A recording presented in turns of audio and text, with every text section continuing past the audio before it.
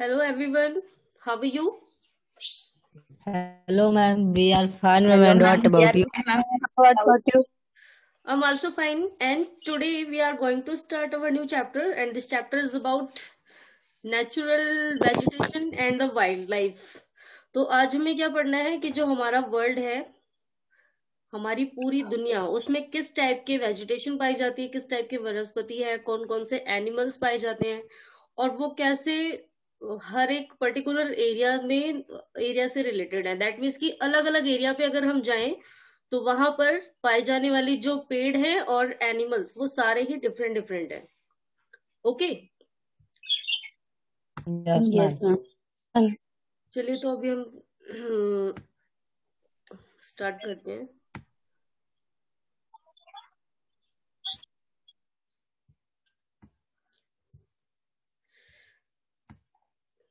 Yes, screen दिख रही है सभी को? No, ma'am.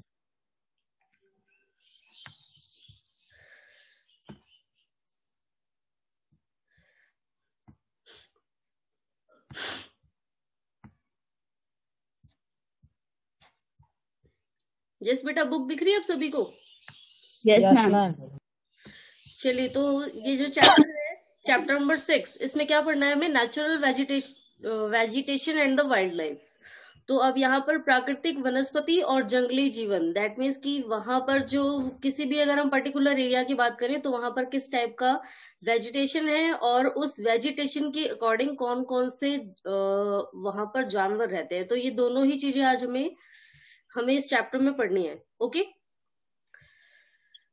चलिए तो Yes, ma'am. यहाँ पर स्टार्ट करते हैं। एक स्टोरी दी हुई है हमें सलीमा की, तो सलीमा के थ्रू हम जानेंगे अलग अलग देश की वनस्पतियों के बारे में। देश ही नहीं, अलग अलग जो हमारे कंटिनेंट्स हैं, टोटल 7 कंटिनेंट्स, 7 महाद्वीप, और उन 7 महाद्वीपों में जो अलग अलग वेराइटीज है वेजिटेशन की एंड वाइल्ड लाइफ की, वो हमें सलीमा के थ्रू ही पढ़ना है। चलिए तो अब स्टार्ट करते हैं। तो देखिए, फर्स्ट हमें क्या दिया हुआ है? Salima was excited about the summer camp she was attending. तो सलीमा क्यों एक्साइटेड थी? समर कैंप से। फिलहाल हमें भी कहीं घूमने जाना होता है तो हम बहुत दिन पहले से उसकी प्लानिंग करते हैं। जैसे आप लोग छुट्टियों में कहीं जाते थे समर वेकेशन में, तो सबसे पहले उसकी प्लानिंग हो जाती थी कि हमें जाना है तो हम वहां जाके क्या क्या करेंगे, क्या क्या पैकिंग करनी है, इस टाइप की चीजें करते हैं। तो जब भी आपका कहीं भी जाने का प्लान बनता है, सबसे पहले हम उसके लिए पैकिंग करते हैं और क्या करते हैं, वहां पर जाने के लिए कुछ अलग अलग ही हमारी चॉइस हो जाती है, अलग अलग हमारी, हम इमेजिन करते हैं हम वहां जाने के बाद ये करेंगे वो करेंगे। तो सेम ऐसे ही जो सलीमा है ये भी काफी एक्साइटेड थी समर कैंप से, क्योंकि इसके स्कूल से एक समर कैंप जा रहा था। स्कूल से इसको घुमाने के लिए ले जा रहे थे कहीं। तो she had gone to visit Manali in Himachal Pradesh. तो इसको कहाँ जाना था? मनाली में। तो आप लोग जानते हैं जो मनाली का टेम्परेचर है, वहां की वेदरिंग कंडीशन किस टाइप की है, जानते हैं ना आप सभी? Yes, ma'am. Very cold. Yes Gaurav बेटा, जो शिमला और मनाली है वहां का वेदर कैसा रहता है?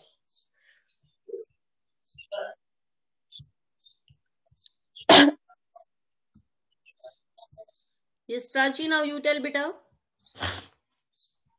Ma'am, very cold. Yes very cold, बहुत ठंड रहती है वहां पर। और इसीलिए जब भी गर्मियों में कहीं भी जाने का प्लान बनता है तो सबसे पहले मनाली, शिमला, यही सारी चीजें हमारे माइंड में आती है। क्योंकि जो प्लेन एरिया है यहाँ पर गर्मी बहुत ज्यादा पड़ती है, और इसीलिए गर्मी से राहत पाने के लिए सब लोग क्या सोचते हैं कि हम किसी हिल स्टेशन पे चलें। चलिए तो अब आ जाता है मनाली। तो अब मनाली जा रही है सलीमा घूमने के लिए। तो अब ये देखिए, जो हिमाचल प्रदेश में मनाली है वहां पर जाती है ये विद हर क्लासमेट, उसके क्लास के और भी बच्चे जा रहे हैं। She recalled how surprise she was to see the changes in the landform and natural vegetation as the bus climbed higher and higher. अब उसे याद है कि कितनी ज्यादा सरप्राइज थी वो, कितने ज्यादा चेंजेस आ रहे थे लैंडफॉर्म में, यानी कि जो जमीन थी उसमें कितने सारे चेंजेस आ रहे थे, और नेचुरल वेजिटेशन दैट मीन्स कि जो पेड़ पौधे थे वो भी चेंज होते जा रहे थे as the bus climb higher and higher. तो बस जैसे जैसे और ऊंचाई पे जाती जा रही थी पेड़ पौधे चेंज होते जा रहे थे, क्योंकि जो प्लेन एरिया में जो पेड़ है वो ऊंचाई पे जाने के बाद वो नहीं पाए जाते, दूसरे टाइप के पेड़ पाए जाते हैं।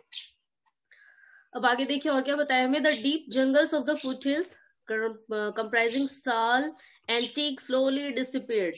तो जैसे जैसे और ज्यादा ऊंचाई पे जाते गए, जो घने जंगल थे वो किस में कन्वर्ट हो गए, तो साल एंड टीक स्लोली डिसिपियर्ड। तो साल और टीक के जो वृक्ष हैं ये दोनों ही गायब हो गए, क्योंकि ऊपर जाने के बाद और अलग टाइप के पेड़ आ गए। सी कुड सी टाल trees with thin pointed leaves and cone shaped canopies on the mountain slopes. तो जैसे जैसे माउंटेन स्लॉप्स की तरफ जाते गए, यानी कि जो बस है वो ऊंचाई पे जाती गई, तो पहाड़ों पे जाने के बाद अब जो दूसरे पेड़ दिखाई देने लगे वो कैसे थे, पॉइंटेड लीव्स वाले, जिनकी पत्तियां बहुत ही नुकीली होती हैं। तो आप सभी ने भी पढ़ा होगा कि कुछ पेड़ ऐसे होते हैं जिनकी पत्तियां जो है वो नीडल शेप में होती हैं, सुई की तरह चुभने वाली। कहाँ पर होते हैं ये पेड़, जानते हैं आप लोग? इस टाइप के पेड़ कहाँ पाए जाते हैं? किसी एक पर्टिकुलर एरिया का नाम मालूम है? डेजर्ट। नो बेटा, डेजर्ट में नहीं। डेजर्ट में तो अगर इस टाइप के पेड़ डेजर्ट में पाए जाएंगे तो ये ग्रो ही नहीं कर पाएंगे वहां पर। यस, इस टाइप के पेड़ कहाँ पाए जाते हैं? चलिए, अभी हमने पढ़ा है ना कि ये और ऊपर की तरफ जा रही है, तो यानी कि और ऊपर की तरफ जाने का मतलब और ऊंचे पहाड़। तो इस टाइप के पेड़ कहाँ मिलेंगे? ज्यादा ऊंचाई पे जाने के बाद, यानी कि जो ज्यादा ऊंचे पहाड़ है वहां पर, क्योंकि बस जो है वो धीरे धीरे हायर और हायर जाती जा रही है और ऊंचे स्थानों पे। तो अब जो पेड़ हैं वो कौन से दिखने लगे, जिनकी लीव्स नीडल शेप में पॉइंटेड, और ये इसलिए होते हैं क्योंकि ये उन एरियाज में होते हैं जहां पर स्नोफॉल होता है, बर्फ गिरती है। तो इनकी जो नीडल शेप लीव्स हैं वो क्या करती हैं, आसानी से बर्फ को स्लाइड कर देती हैं, गिरा देती हैं नीचे। और अगर इनकी पत्तियां इस तरह नहीं होती, अगर पॉइंटेड नहीं होती, नीडल शेप में नहीं होती, तो बर्फ टिकी रहती और वो पेड़ जो है वो ठंड के मारे खत्म हो जाता, ठिठुर के ही मर जाता वो। तो इसलिए इनकी जो पत्तियां हैं वो नीडल शेप में होती हैं, क्योंकि बर्फ को वो आसानी से स्लाइड कर देती हैं। और एक चीज और आपने देखी होगी, क्रिसमस में जो हम ट्री यूज करते हैं वो भी इसी टाइप का होता है। आप सभी ने देखा है ना, क्रिसमस ट्री कोन शेप में लगता है। Yes, ma'am. Yes, ma'am. तो ये पेड़ भी ऊंचाई पे ही पाए जाते हैं, बहुत ऊंचे हिल एरियाज में। और जो हमारे सेंटा क्लाउस की आपने अगर पिक आपने देखी होगी, इमेजिन किया होगा, तो सेंटा क्लाउस जब भी आते हैं ना बहुत हैवी हैवी कपड़े पहन के, दैट मीन्स कि वो कौन से एरिया से बिलोंग करते हैं, बहुत ठंडे वाले एरिया से, और इसीलिए इतने सारे कपड़े पहने रहते हैं। चलिए, तो अभी क्या पढ़ा है हमने कि जैसे जैसे ये ऊपर जा रही थी क्या हो रहा था, जो पेड़ है वो चेंज हो गए, अब ऐसे पेड़ दिखाई देने लगे जिनकी पत्तियां बहुत ही नुकीली थी। तो इनका जो कैनोपीस था, दैट मीन्स की जो ऊपरी पार्ट होता है, हमारे पेड़ों का जो ऊपर वाला पार्ट होता है, दैट इज कैनोपीस। तो जैसे जैसे माउंटेन की तरफ जाने लगे, ये जो इनका प्लांट का जो कैनोपीस था ये कैसा हो गया, कोन शेप में। She learn that those were coniferous trees. तो ये कौन से पेड़ थे, शंकुधारी। अब जो कोन है उसको फिलहाल हिंदी में शंकु कहा जाता है, तो जो अब पेड़ दिखाई देने लगे वो कोन शेप में थे, दैट इज कॉनिफेरस ट्रीज, शंकुधारी पेड़। She notice bloom of bright flowers on tall trees. अब इसके अलावा उसने और क्या देखा कि इन ऊंचे ऊंचे पेड़ों पे फूल भी खिले हुए थे। These were the rhododendrons. और ये कैसे फूल थे, रेड कलर के। फिलहाल बहुत सारी मूवीज में दिखाया है कि जब कोई सॉन्ग प्ले करते हैं ना किसी वो बर्फ वाले एरिया में, तो वहां पर लाल लाल फूल गिरते हैं। देखा होगा आपने कोई सॉन्ग इस टाइप का। तो ये जो लाल लाल फूल है ये इन्हीं ट्रीज में लगते हैं, जो एक कॉनिफेरस ट्रीज है, शंकुधारी पेड़, इनमें जो फूल लगते हैं वो रेड कलर के होते हैं। तो अब ये ऊंचे ऊंचे पेड़ों पे लाल लाल फूलों को भी देख रही थी। These were the rhododendrons. तो ये इस एक अलग टाइप का पेड़ है जो केवल पहाड़ी स्थानों में पाया जाता है, तो इसे रोडोडेरन्स कहा जाता है, लाल फूलों वाला पेड़। तो from Manali as she was travelling up to Rohtak pass, see was that the land was covered with short grass and snow in some places. तो अब देखिए, मनाली से ये जा रही है आगे की तरफ, तो क्या होता है, बीच में पड़ता है रोहतांग पास, यानी कि रोहतांग दर्रा। अभी पास क्या होता है ये भी आपको साथ के साथ याद रखना है, क्योंकि अभी इसी चैप्टर में आपको 4-5 इसी टाइप के और पासेस के नाम दिए जाएंगे। तो देखिए, जब पहाड़ी होती है तो इनके बीच में जो रास्ता होता है, कट होने वाला रास्ता, इसको हम पास बोलते हैं। तो अब यहाँ पर हिमाचल प्रदेश में जाते टाइम, यानी कि हिमाचल प्रदेश में हमारा जो पास पड़ता है, this is Rohtang pass. Okay. Yes, ma'am. अब हमारा जम्मू कश्मीर जो है, वहां पर भी एक पास पड़ता है जो आगे बॉर्डर की तरफ जाता है, वो है बोलन पास, बोलन दर्रा। तो आपको इनके नाम भी इसलिए याद होने चाहिए क्योंकि ये सारी चीजें ना क्वेश्चन में पूछी जाती है, किसी भी क्वेश्चन में। चलिए, तो अभी हमारा हिमाचल प्रदेश में जो पास पड़ता है, this is Rohtang pass. She saw that the land was covered with short grass and snow in some places. अब उसने क्या देखा कि जो पेड़ थे कोन शेप वाले, वो भी गायब हो गए। अब क्या दिखाई देने लगे? घास के मैदान। बहुत ही छोटी छोटी घास थी। और क्या था वहां पर? जो घास थी उस पे हर जगह बर्फ गिरी हुई थी, यानी कि कुछ एरिया तो ऐसे थे जहां पर घास दिख ही नहीं रही थी, उन घासों पे बर्फ गिरी हुई थी। From Salima's observation we surmise that there is a close relationship between height of land and the character of vegetation. तो अब सलीमा का जो ऑब्जर्वेशन था, सलीमा ने जो कुछ देखा, जो कुछ ऑब्जर्व किया, उससे हम लोग सरमाइज कर सकते हैं, दैट मीन्स की गैस कर सकते हैं, अंदाजा लगा सकते हैं कि there is a close relationship between height of land and the character of vegetation. कि जो हाइट है, लैंड की हाइट, और वेजिटेशन, वहां पे पाई जाने वाली वेजिटेशन, उसमें बहुत ही क्लोज रिलेशनशिप है। तो फिलहाल ये सब हम लोग पहले से भी जानते हैं, हम सभी ने एडेप्शन पढ़ा है, adaptation according to their environment. तो इसमें हम लोग भी क्या करते हैं, जैसा मौसम होता है हम उसी के अकॉर्डिंग कपड़े पहनते हैं। सेम ऐसे ही हर एरिया के प्लांट भी हैं, जैसे जिस एरिया का टेम्परेचर होता है, जैसे वेदरिंग कंडीशन होती है, वैसे ही वहां के पेड़ पौधे भी होते हैं। अब जैसे अगर हम डेजर्ट की बात करें, वहां पर कैक्टस का पेड़ पाया जाता है। वो इसलिए क्योंकि वो ज्यादा पानी रिलीज नहीं करता, उसमें एवोपरेशन भी नहीं होता, और जिसकी वजह से ज्यादा पानी वेस्ट नहीं होता, और वो बने रहते हैं एज इट इज। और अगर अब बात करें यहाँ जो उसने पेड़ देखे थे, शंकुधारी पेड़, कॉनिफरस ट्रीज, इसमें क्या होता है, ये जो पेड़ हैं इनकी नीडल शेप लीव्स होती है ताकि ये बर्फ को आसानी से स्लाइड कर सके नीचे। तो हम सभी ने जो भी अभी सलीमा का ऑब्जर्वेशन देखा है, उससे हमको पता तो लग ही गया, इतना क्लियर हो गया कि जहां जैसा टेम्परेचर होगा वहां के पेड़ पौधे वैसे ही होंगे। अब आगे देखिए क्या बताया हमें, with the change in height the climate change and the changes natural vegetation. तो जैसे जैसे हम ऊंचाई पे जाते जाएंगे, टेम्परेचर कैसा होता जाएगा? और ज्यादा लो, यानी कि ठंडक होती जाएगी और ज्यादा। तो अभी अगर हम बात करें किसी पहाड़ी एरिया की, किसी पहाड़ी पर्सन को देखा होगा, वो लोग बहुत ही गोरे गोरे से होते हैं, सुंदर लगते हैं देखने में, उनका कलर ज्यादा फेयर होता है अकॉर्डिंग टू हमारी अकॉर्डिंग उनका कलर ज्यादा फेयर होता है। और इसलिए क्योंकि वहां पर सन हीट ज्यादा नहीं होती और उनका जो कलर है वो ऐसे ही बना रहता है। जहां पर ज्यादा गर्मी पड़ती है वहां के लोग थोड़े से सांवले होते हैं। तो ये देखिए, यानी कि अगर हम अभी मिल लेना ऐसे लोगों से जो मनाली में, हिमाचल प्रदेश में रहते हैं, उनका कलर ऑलमोस्ट फेयर ही होता है। बहुत कम लोग वहां के ऐसे होते हैं जिनका कलर डार्क होता है, और वो इसलिए क्योंकि वहां का टेम्परेचर ठंडा है, ज्यादा धूप नहीं निकलती, तो उनकी स्किन जो है वो बहुत ज्यादा ब्राइट सी दिखती है।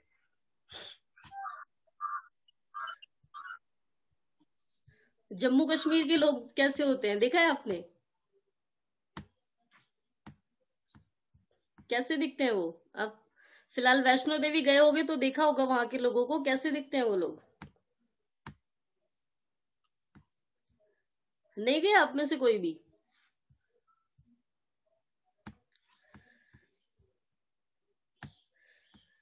चलिए आगे बढ़ते हैं फिर। तो फिलहाल जम्मू कश्मीर भी हमारा ठंडा इलाका है। वहां उसके बाद जहाँ लेह लद्दाख, ये तो और भी ठंडे इलाके हैं, वहां पर बिल्कुल बहुत ज्यादा ठंड होती है।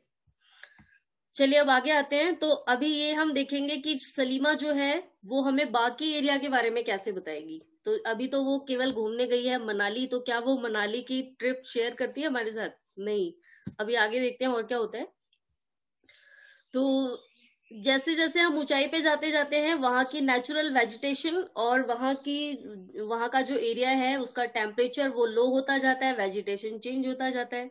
The growth of vegetation depends on temperature and moisture. तो यानी कि किसी भी वेजिटेशन का जो ग्रोथ है, उसकी वृद्धि, वो किस पे डिपेंड करती है? वहां के टेम्परेचर पे और वहां के मॉइस्चर पे। It also depends on factors like slopes and thickness of soil, और साथ ही ये किस पे और डिपेंड करती है, स्लोप की वो ढलाऊ है वो एरिया, वहां की मिट्टी कैसी है। तो अभी हम सब ने ये भी पढ़ा है कि जो पहाड़ी इलाके हैं वहां पर टेरेस फार्मिंग की जाती है, सीढ़ीदार खेती। आप सभी ने साइंस में पढ़ा होगा या ईवीएस में पढ़ा है ना। Yes, ma'am. Yes, तो ma'am. ये टेरेस फार्मिंग क्यों की जाती है जानते हैं आप लोग। वहां पर टेरेस फार्मिंग क्यों करते हैं लोग, बहुत मेहनत करते होंगे सीढ़ियां बनाने में, तो इतनी ज्यादा मेहनत क्यों करते हैं वो लोग, किसी को मालूम है इसका answer. Yes Abhishek. Ma'am, because there is slope on the mountains, so that they make slopes for doing the agriculture. Yes well right. चलिए तो इसके फिलहाल दो रीजन हैं इनके टेरेस फार्मिंग करने के। सबसे पहले तो वो इलाका ही पहाड़ी है, ऊपर नुकीला होगा, नीचे आने पर स्लॉप होते जाएंगे, दैट मीन्स कि उन्हें सीढ़ियां तो बनानी पड़ेंगी। और दूसरा कारण ये है कि जब भी बारिश होगी या बर्फ गिरेगी तो क्या होगा, अगर ये सीढ़ीदार खेती नहीं करेंगे तो इनकी फसल, अगर मान लो इन्होंने बिल्कुल प्लेन एरिया में ऐसे ही कर दी बिना सीढ़ियां बनाए, तो अगर बारिश होती है ना तो इनकी फसल, जो इनकी फसल है यानी कि जो ऊपरी मिट्टी है जो ज्यादा फर्टाइल होती है, वो बह करके नीचे वाले एरिया में चली जाएगी। और इसीलिए ये लोग टेरेस फार्मिंग करते हैं कि अगर बारिश हो भी तो क्या होगा, यहाँ से मिट्टी बह करके दूसरी वाली सीढ़ी पे जाएगी, यहाँ से अगर बह भी जाएगी तो फिर दूसरे वाली सीढ़ियों पे जाकर के रुक जाएगी। तो इतना ये सारी चीजें सोच करके ये लोग टेरेस फार्मिंग करते हैं, सीढ़ीदार खेती, ताकि ज्यादा नुकसान ना हो। चलिए अभी आगे आते हैं हम। तो हमें क्या बताया है कि जो किसी भी कोई भी वेजिटेशन है वो किस पे डिपेंड करती है, इसके जो फैक्टर्स है main, slope and thickness of the soil. तो मिट्टी कितनी ढलाऊ है और उसकी थिकनेस कैसी है, वहां पर ज्यादा मोटी मिट्टी है या फिर पतली मिट्टी है। And the type of thickness of natural vegetation varies from place to place because of the variation in these factor. तो जैसे जैसे हम अलग अलग एरिया में जाए, प्लेस एक प्लेस से दूसरे प्लेस पे, तो क्या देखेंगे, जो नेचुरल वेजिटेशन है वो वेराई करता है, डिफरेंट डिफरेंट हो जाता है। जो एक एरिया में है वो दूसरे एरिया में जाने के बाद चेंज हो जाएगा, वहां पर हमें कुछ अलग टाइप के पेड़ मिलेंगे। तो नेचुरल वेजिटेशन जो है is generally classified into 3 broad categories. अब इन्हें 3 कैटेगरीज में डिवाइड किया गया है। पहला आता है फॉरेस्ट यानी कि जंगल, which grow where temperature and rainfall are plentiful to support a tree cover. Depending upon these factors, dense and open forest are grown. तो ये देखिए, जहां पर भी फॉरेस्ट होंगे दैट मीन्स वहां का टेम्परेचर कैसा होगा।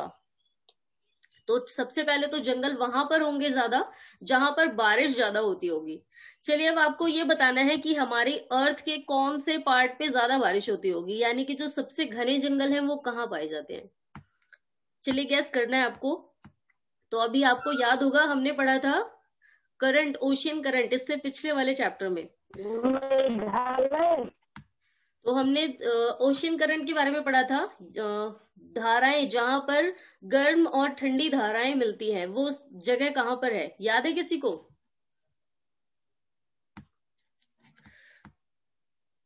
नहीं। तो ये होता है जो सेंट्रल लाइन है हमारा इक्वेटर, भूमध्य रेखा, जो हमारे ग्लोब को, हमारी अर्थ को 2 पार्ट में डिवाइड करती है। तो वहां पर सबसे घने जंगल हैं भूमध्य रेखा पे, और वो इसलिए क्योंकि यहाँ पर गर्म और ठंडी धाराएं मिलती हैं जिनकी वजह से यहाँ पर बारिश भी ज्यादा होती है। ओके। और हमें उन घने जंगलों का नाम तो, घने जंगल जो है उनका एरिया तो जरूर पता होना चाहिए, क्योंकि वही ऐसे एरिया है जहां पर पेड़ भी ज्यादा है, जहां से जड़ी बूटी भी मिल सकती है और जहां पर जानवर भी सबसे ज्यादा है। अगर कोई पूछे कि सबसे खतरनाक जानवर कहाँ पर है तो इन्हीं जंगलों में है। चलिए तो अभी हम आगे बढ़ते हैं कि कौन कौन सी ऐसी कंट्रीज हैं, अभी हमें ये भी पढ़ना है कि कौन कौन सी ऐसी कंट्रीज हैं जिनमें ये घने जंगल पाए जाते हैं। ओके। तो देखिए अभी हमने क्या पढ़ा है, नेचुरल वेजिटेशन है, इनको 3 कैटेगरीज में डिवाइड किया गया है, यानी कि प्राकृतिक वनस्पति। तो सबसे पहले तो जंगलों में पाई जाती है और सबसे ज्यादा जंगलों में ही है, इसीलिए पहला जो हो जाता है हमारा फॉरेस्ट। तो जहां पर बहुत ज्यादा बारिश होती है एंड बारिश होने की वजह से यहाँ पर बहुत सारे पेड़ भी होते हैं, और यहाँ पर जो जंगल है बहुत ही ज्यादा डेंस है, बहुत ज्यादा घने और ये जंगल हमेशा ऐसे ही बने रहते हैं। अब दूसरा क्या है हमारा फॉरेस्ट के बाद? ग्रासलैंड, यानी कि घास के मैदान। तो ये जो हमारे ग्रासलैंड है, ये ऐसे एरिया में होते हैं जहां पर मॉडरेट रेन होती है। दैट मीन्स की मध्यम बारिश होती है, ना तो बहुत ज्यादा होती है ना बहुत कम होती है, जितनी चाहिए बारिश उतनी ही होती है। तो जहां पर भी मॉडरेट रेन पाई जाती है वहां पर ग्रासलैंड है। अब दूसरा आता है श्रब, यानी कि झाड़ियां, झाड़। ये झाड़ वाड़ कहाँ होंगे? Thorny shrub. तो ये होते हैं मेनली डेजर्टेड एरिया में जहां पर बारिश बहुत कम होती है। और झाड़ इसीलिए उगते हैं, कटीले झाड़, क्योंकि ये ज्यादा एवोपोरेशन नहीं करते हैं, वाष्पीकरण नहीं होता, और ये एज इट इज बने रहते हैं। तो देखिए अभी हमने 3 पढ़ा है। सबसे पहले है फॉरेस्ट, घने जंगल जहां पर ज्यादा बारिश होती है। एंड दूसरा है मॉडरेट रेन, यानी कि जहां पर मध्यम बारिश होती है, ना बहुत ज्यादा ना बहुत कम, यहाँ पर ग्रासलैंड पाए जाते हैं। और लास्ट आता है श्रब, यानी कि झाड़। तो ये कहाँ पाए जाते हैं? जहां पर बहुत कम बारिश होती है। ओके। Yes, ma'am. तो अब हम Yes, ma'am. अब हमें फिर पढ़ना है सलीमा के साथ साथ। तो देख, अभी इसलिए भी पढ़ना है ध्यान से, क्योंकि इस टॉपिक को पढ़ने के बाद ही क्लियर होगा कि सलीमा को ज्यादा समझ आया था या आपको, क्योंकि सलीमा भी पूरी चीजें पढ़ने के बाद एंड में क्वेश्चन पूछती है। तो अब देखते हैं कि क्या क्या है उसे और किसने समझाया। तो देखिए अब सलीमा जो है ये शिमला घूमने गई थी। हिमालय, जो हिमालय की पहाड़ियां हैं, शिमला हमारा वहीं पर पड़ता है। तो हिमालय जो है वो बहुत दूर तक है, हिमालय की पहाड़ियां। तो ये शिमला घूमने गई थी और ये अपने एक्सपीरियंस को अपने फादर के साथ शेयर कर रही थी। तो अभी अपने पापा को बताती है कि मैंने वहां ये देखा वो देखा। Her father visited various places in this world, तो इन द वर्ल्ड सॉरी। तो इसके जो पिताजी थे वो पूरी दुनिया घूम चुके थे, बहुत जगह घूम चुके थे। तो अब वो सलीमा को बताते हैं, he told Salima about his observation of the variety of vegetation in different parts of different continents. तो ये सलीमा को बताते हैं जो जो इन्होंने ऑब्जर्व किया था, जो जो इन्होंने देखा था कि किन किन तरीकों की वेजिटेशन पाई जाती है हर एरिया में, और जितने भी महाद्वीप हैं उनमें किस किस टाइप की वनस्पति पाई जाती है, कैसे पेड़ पाए जाते हैं, ये सारी चीजें अभी सलीमा को बताएंगे। He mentioned about coniferous forest in sub polar reason. अब इन्होंने बताया कि जो शंकुधारी जंगल है, शंकुधारी वन, जहां पर कोन शेप पेड़ होते हैं, वो पोलर रीजन में पाए जाते हैं, ऐसे एरिया में जहां पर बर्फ रहती है बहुत ज्यादा टाइम तक। And thorny bushes in the desert, और ये जो कटीले झाड़ हैं ये डेजर्ट में पाए जाते हैं। Thick tropical hardwood forest in the humid region. And जो ट्रॉपिकल हार्डवुड फॉरेस्ट हैं, यानी कि बहुत मोटी मोटी लकड़ी वाले पेड़, ऐसे पेड़ जिनका तना बहुत ज्यादा मोटा होता है, तो इस टाइप के पेड़ ह्यूमिड रीजन में, दैट मीन्स कि जहां पर गर्म टेम्परेचर है। और गर्म टेम्परेचर इसलिए क्योंकि वहां पर बारिश ज्यादा आती है। बारिश ज्यादा होने की वजह से पेड़ ज्यादा है और एवोपरेशन होता है कंटिन्यू, और एवोपरेशन होने की वजह से वहां का जो टेम्परेचर है आसपास का वो ह्यूमिड रहता है, नमी वाला। तो इन एरियाज में कैसे पेड़ पाए जाते हैं? हार्डवुड वाले, यानी कि जिनकी लकड़ी बहुत ज्यादा मोटी है। तो अब ये सलीमा को बहुत सारी चीजें बताएंगे। Salima realize that Himalayas have almost all variety of vegetation which one can see while moving from the equator to the polar region. तो अब सलीमा को ये एहसास होता है कि जो हिमालय है हमारा, हिमालय पर्वत, उसमें बहुत सारी वेराइटीज है वेजिटेशन की। हम जैसे जैसे उसके एक पार्ट से दूसरे पार्ट पे जाएंगे हम बहुत सारे पेड़ों को देखेंगे। अब equator to the polar region, that means कि जैसे जैसे हम अर्थ के इक्वेटर से पोल्स की तरफ जाते जाएंगे, तो पोल्स की तरफ जाने के बाद हमें अलग अलग टाइप के पेड़ देखने को मिलेंगे। चलिए इतना अभी जितना पढ़ा है समझ आया? Yes, ma'am. फिलहाल Yes, ma'am. इसमें हमारा अभी कोई मेन टॉपिक नहीं आया है, केवल यही टॉपिक आया है कि हम कितनी कैटेगरीज में डिवाइड कर सकते हैं। तो ये आपको लर्न करना है। नेचुरल वेजिटेशन को हम लोग 3 कैटेगरीज में डिवाइड करते हैं, फॉरेस्ट, ग्रासलैंड और शर्ब। और कहाँ कहाँ पाई जाती है ये भी याद होना चाहिए आपको। ओके, चलिए तो अभी आगे वाला टॉपिक पढ़ते हैं। उसके ये हमें पढ़ना है पहले फॉरेस्ट के बारे में, और ये टॉपिक पढ़ने के बाद एक बार हम क्वेश्चन आंसर डिस्कस करेंगे। चलिए तो पहले आते हैं डू यू नो पे। तो the tropical evergreen forest. Tropical evergreen forest का मतलब है उष्ण कटिबंधीय वर्षावन, यानी कि ऐसे जंगल जहां पर बहुत ज्यादा बारिश होती है और ये जंगल हमेशा ऐसे ही रहते हैं, यानी कि हम जनवरी से लेकर दिसंबर तक कभी भी चले जाएं, ये जंगल हमें ऐसे ही मिलेंगे।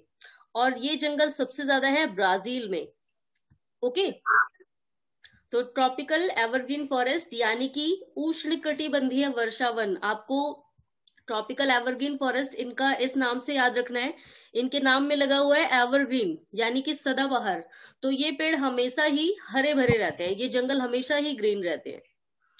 चलिए, तो अब इनके बारे में पढ़ते हैं। ट्रॉपिकल एवरग्रीन फॉरेस्ट, तो these forest are also called tropical rain forest. इन्हें हम ट्रॉपिकल रेन फॉरेस्ट भी कहते हैं, यानी कि कटिबंधीय वर्षावन भी कहते हैं।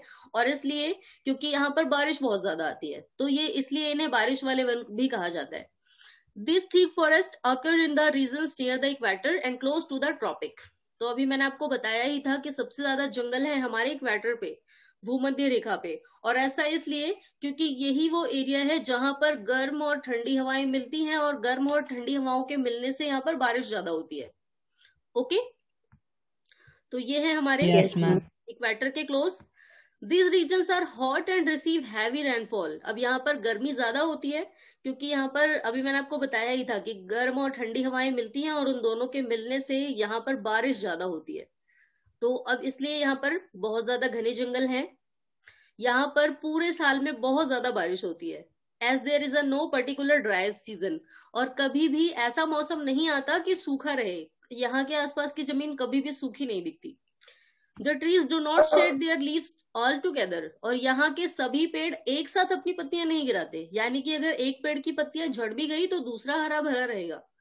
तो यहाँ के सभी पेड़ जो है वो एक साथ अपनी पत्तियां नहीं गिराते हैं। And this is the reason they are called evergreen. और यही कारण है कि इन्हें एवरग्रीन कहा जाता है। तो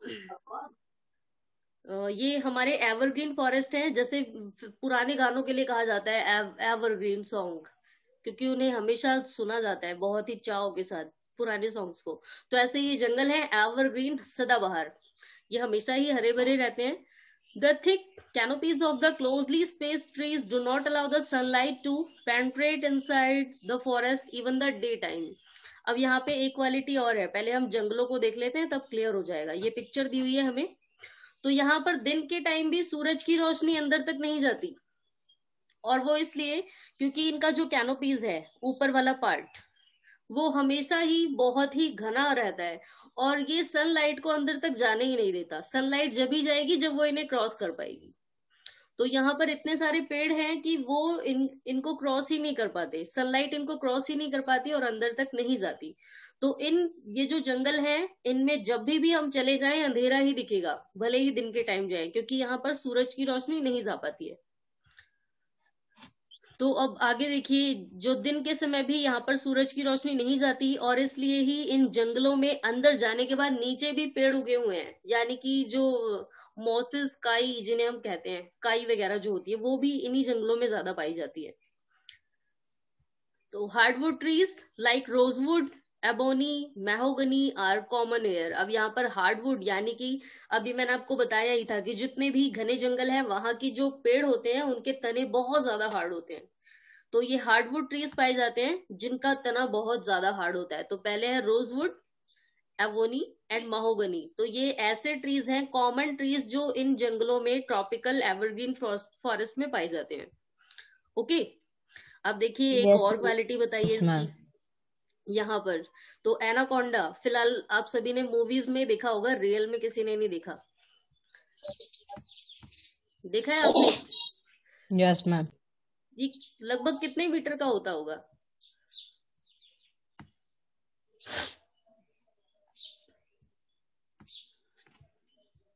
मोर देन 5, 8 to 10, 8 से 10 मीटर लंबा होता है। और हम सभी ने इसे नहीं देखा, फिलहाल हमारे इंडिया में नहीं है ये। चलिए, तो एनाकोंडा जो कि पूरी दुनिया का सबसे बड़ा सांप है, तो ये भी इन्हीं ट्रॉपिकल रेन फॉरेस्ट में पाया जाता है, यानी कि इन्हीं घने जंगलों में। यहाँ पर धूप बिल्कुल भी नहीं जा पाती, सूरज की रोशनी जाती नहीं है, और यही कारण है कि यहाँ पर बहुत ही भयानक भयानक जानवर पाए जाते हैं। अगर कोई क्वेश्चन पूछ ले कि दुनिया के सबसे खतरनाक जानवर कहाँ पर है, तो इन्हीं फॉरेस्ट में, ट्रॉपिकल एवरग्रीन फॉरेस्ट में। तो जो एनाकोंडा है हमारा पूरे दुनिया का सबसे बड़ा सांप, वो भी यहीं पर पाया जाता है, इनके अलावा और किसी जंगल में नहीं है।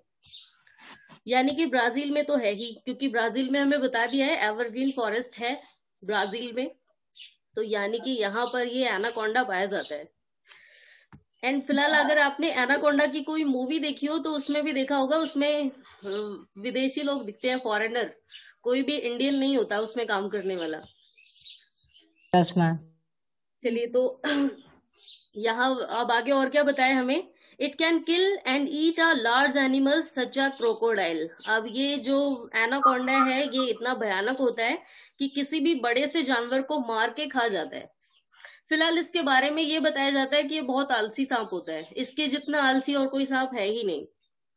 ये जब भी किसी को खाता है, अगर मान लो ये किसी को खा भी लेता है तो ये उसको जल्दी निगलता नहीं है, यानी कि अगर थोड़ी देर के बाद इसका पेट फाड़ के उस पर्सन को निकाल लिया जाए तो बचाया जा सकता है।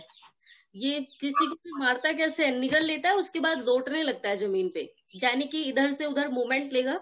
जैसे हम लोग लेटते हैं, किसी को दर्द होने लगता है तो वो इधर उधर करवट लेता है, तो सेम ऐसे ही ये सांप भी करता है।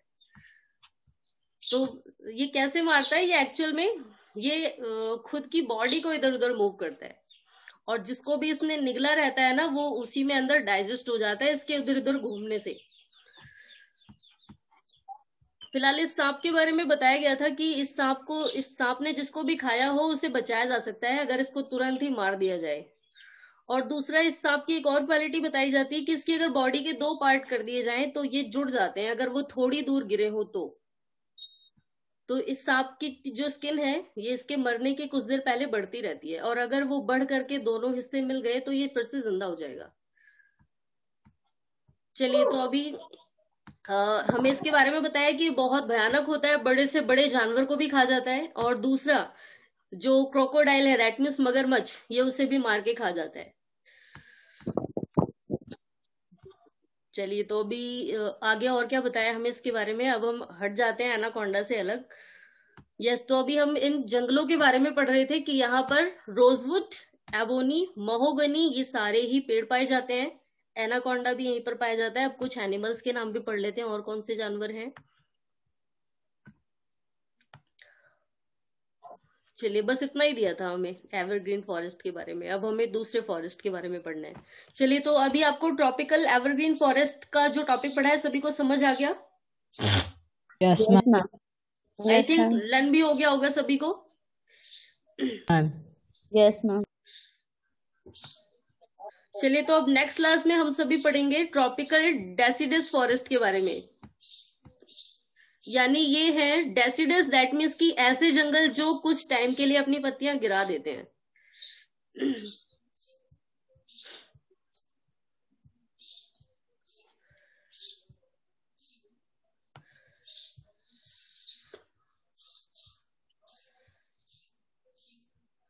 यस, अब कुछ क्वेश्चन आंसर डिस्कस कर लेते हैं, बाकी का हम लोग नेक्स्ट क्लास में पढ़ेंगे। Okay? Yes ma'am.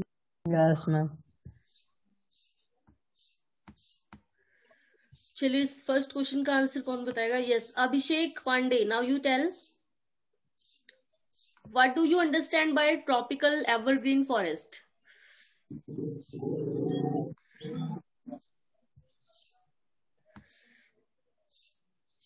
Yes Abhishek.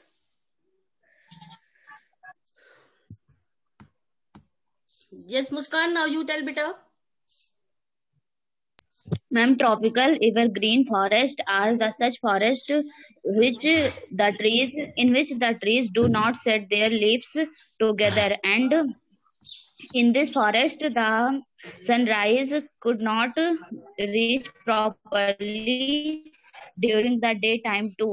And in the tropical evergreen forest, there are many dangerous animals are found. Very good Muskan.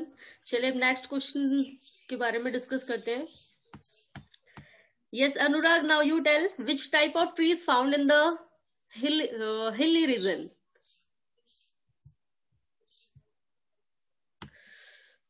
Yes Anurag. Ma'am, repeat the question. Which type of trees found in the hill area या फिर hilly region? किस type के पेड़ पाए जाते हैं हिल areas में?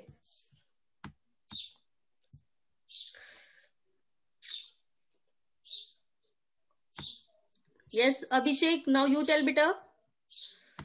Yes, ma'am. Ma'am, coniferous tree that looks like cone. Yes, coniferous trees जो कोन शेप में होते हैं and they have needle shaped leaves, उनकी पत्तियां जो होती हैं वो Leaves. सुई की तरह होती हैं. Yes, ma'am. चलिए अब और आगे देखते हैं. तो नेक्स्ट क्वेश्चन का आंसर कौन बताएगा?